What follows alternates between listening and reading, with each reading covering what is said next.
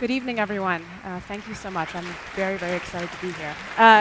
Tonight, I want to talk a little bit about some reflections that I've had in my 3 years at YouTube about why people share online. And I want to start by showing you a short video clip of the type of video that I watch every single day.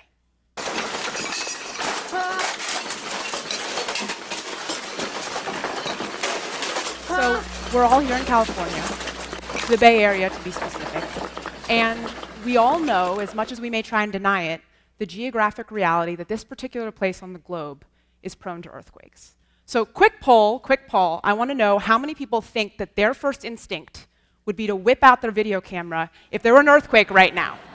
Knock on wood, that's not going to happen. Okay, a couple.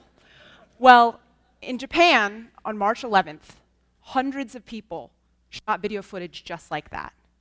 At the moment of truth, as the floor was shaking beneath them, the books were falling off the shelves, and waters from the tsunami were actually rising in their homes and in their businesses, they thought to themselves, let me hit the record button. I want to document this thing that is happening and share it with the world. And even within hours, we started to see videos coming into YouTube that before anything else, these people thought, I want to share this. I want other people to see what it is that we just went through. My role at YouTube as news manager is to sift through all of this vast amount of content that comes into the site and to really try and find those raw eyewitness videos that everyday citizens, just like you and me, decided to capture. And they happen to be in the right place at the right time when this thing happened, or the wrong place, depending on how you look at it. But I have to be honest and say that I don't think I'm one of those people. I don't think that I would put myself in danger at that type of moment to capture this experience. So it makes my job a little bit strange, because my job relies on people doing things that I would never do. Like, for example, running into a burning building with a helmet cam strapped to my head, which there's a lot of firemen on YouTube who do this. You would be amazed. Or putting myself into a war zone, this video is from Libya, with a flip cam to document police brutality and upload that to YouTube. Or run across the street as bullets are flying to film a young woman dying on the sidewalk. This is the iconic Neda video from Iran. The question is, why do these people do this? And this is something that I think about every single day. I try and understand, what are the motivations? What is the psychology of somebody who's willing to risk their life to share an experience like this? And I always assumed this was, a positive development for media. I mean, you have citizen reporters out there covering events that maybe otherwise wouldn't be covered. But it wasn't until I had a personal experience of my own that I really started to wonder whether this behavior that I was promoting was actually unveiling a sort of darker side of humanity, potentially, rather than a brighter side. So I was walking home from work one day, and I saw a police car and police tape blocking off Valencia Street in the Mission, about a half a block from where I live. And, of course, immediately I have this sense of panic that something, in my apartment building or something. And I asked somebody standing there, what's going on? And they pointed up. And my eyes gazed up along with the rest of the crowd. And I saw a young man standing at the edge of the ledge of a 4-story building about to jump. Immediately, I felt sick to my stomach. And yet I was filled with this adrenaline. And after a couple of minutes a couple of seconds of processing what was going on, I thought to myself, this is the moment. This is when these citizen reporters that I work with would, capture this on film and share it. So I thought, okay, well, let me pull out my mobile phone, and I hit the record button. And then I uploaded it to Facebook. And he was okay. He didn't jump. And I went home, and I just felt really unsettled. And I went onto Facebook, and I started getting some comments on the wall post. And I just thought, I took it down. And it really made me think, okay, what is it about me and this culture in which I exist that inspired me to take that and put it up and share it? And I think that at the time I was thinking, well, this is a really amazing moment and people are going to comment on it and they're going to like it, as weird and inappropriate as that action is in this case. And I'm going to be the center of their attention for the 30 seconds that they're focused on my post in their newsfeed. And then they're going to move on to one of the hundreds of others that have come in the last 2 minutes. So I think that we now live in a culture in which publishing is so easy. The barrier to putting content online and sharing information is so low that oftentimes the frequency and volume of sharing content is rewarded over the quality or the intent or the utility of that content. And I just want to share a couple of quick stats just to show you how ubiquitous this behavior really is. So every single minute on YouTube, 35 hours worth of new content is uploaded to the site.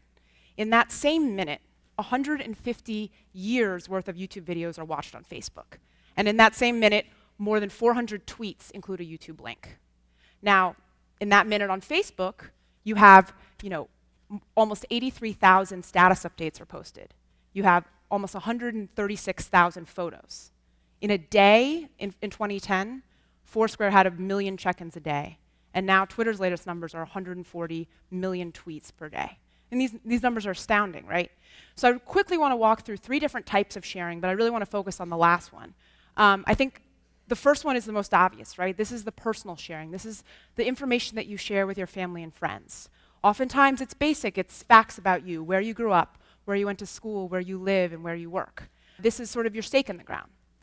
Then I think there's the more self-expressive. Here are the types of music that I like, the movies that I enjoy, the shows that I watch every week. This is a little bit more about, I want to give you a sense of who I am, a little bit more of a global perspective. And the last type of personal sharing I call sort of self-locating. These are the types of posts that are sort of more subtle. They give people a sense of where I fit into a social network. It might be a cool restaurant that I checked into with a specific person that bumps me up a little bit in the social circle. The second type of sharing is really around content. This is interesting links, funny YouTube videos, amazing, awe-inspiring photographs. This type of sharing, I think, often is just really about either informing your friends and family of something that you think they might find interesting or useful, or it's about starting a conversation around a topic that you really care about. But it's the third type of sharing that I think is the most interesting. I think it's completely different and something that we don't talk about as much. This is, oftentimes, it will start with some type of personal experience. And it might be a piece of content, so it's sort of a blend of the first two. But this type of sharing transcends the person that initiated. It is about something much bigger. And oftentimes, this type of sharing requires someone taking a risk, like the videos we saw at the beginning. People are putting themselves outside of their comfort zone and documenting some experience that then will have a broader implication to the rest of the world. And I think the key thing about this type of sharing is that it makes people realize that they're part of something bigger than just themselves. So I'm not sure how many people in the room have heard of the It Gets Better project, but last fall, amazing stuff. If you haven't seen it, check it out. Last fall, after a string of nationally publicized suicides of gay teens who'd been bullied and ridiculed by their peers, a man named Dan Savage and his partner, Terry, made a video in which they told their story. They talked about what it was like to be gay as a young person in high school. They talked about how horrible it was to have to sort of deal with the people at their school who didn't like them. They talked about coming out. They talked about meeting each other. They talked about falling in love and starting a family. And the message underlying this entire video was, as bad as it seems now, as dark as your life may feel, there is light at the end of the tunnel. And it does get better. So this video started to get some traction, started getting passed around a lot. And before too long, other people started making their own videos, their own It Gets Better videos, talking about their experiences and sharing their stories, many of which had never seen the light of day. People were telling their greatest fears and their most painful moments to complete strangers on the internet. And they were talking about what it was like to go to sleep at night and not want to wake up in the morning. These are really powerful stories. And in isolation, none of these people probably would have shared these videos. But they knew that they were part of a movement. and they understood that their act of sharing this was an act of solidarity. So I want to just play one video that's one of my favorites from the It Gets Better project. My name is JD. I have been a sworn law enforcement officer for the past 15 years. And my name's Alan. I was a Staff Sergeant in the United States Marine Corps. And we're here today to tell you it does get better. When I was in high school, when I was in middle school, I was picked on continuously and constantly by cruel people. But in spite of that, I did persevere, and you will as well.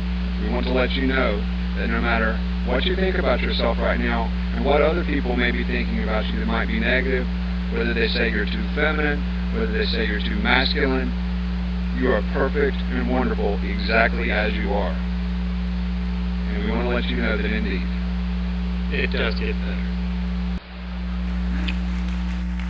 I love that video, and I really encourage you to look at the It Gets Better site. It's just incredibly inspiring. So why did these guys make this video, right? They're not just making this for their Facebook friends. Oh, hey, FYI, here's our video. They understood that telling their story was something that was going to help somebody else, and they knew that they were part of something bigger. People not only risk themselves emotionally, but they risk themselves physically, and I think we've seen this in the last few months during the Arab Spring. This video is actually from Iran in 2009, where we really started to see this movement grow. And these protesters understood that the foreign media had been kicked out of their country. There were no reporters to tell their stories, and that suddenly the onus was on them to document what was happening in the streets and provide a visceral window into sort of what was happening in Tehran, in Cairo, in Damascus. These people understood that it was more important for them to capture video than it was to throw stones. The camera was their weapon, and information was the single most threatening thing to the dictatorship that they were trying to overthrow. People also understood that they needed help through social networks to get the word out. And in Iran, we started seeing videos that were being uploaded with titles and descriptions that said things like, "We are the media. You are the media. Please share this with as many people as you possibly can." The onus was then on them to get the word out, and they did through Twitter and Facebook and YouTube and other social platforms. The word was spread, and mainstream media was covering the story through the eyes of these protesters. And what I think is, obviously the revolution in Iran hasn't come to fruition, but what I think one of the most amazing things about what has happened is that the perception of a nation was entirely changed. I think before this, many Americans thought of Iran as the center of the axis of evil. And all of a sudden, it was a country filled with empathy-worthy individuals that weren't so different from you and me. More recently in Egypt, these videos have, shown a sense of solidarity. We heard anecdotally that many people, felt like they were really unhappy with the Mubarak government, but they didn't necessarily know that all of their neighbors felt the same way. And when they started to see videos on YouTube of thousands of people gathering in Tahrir Square, and they started to see all this activity on Twitter, they realized that they could go out and join them and that they were not alone. So I guess my point is that it's not all about what you had for breakfast, although that type of everyday sharing is still really important. It's a part of the human experience, and there's nothing wrong with that. But I think that this type of transcendent sharing, where you're broadening your experience and really making it universal to the rest of the world, is what is so exciting. So the last anecdote I want to share really quickly is from Facebook.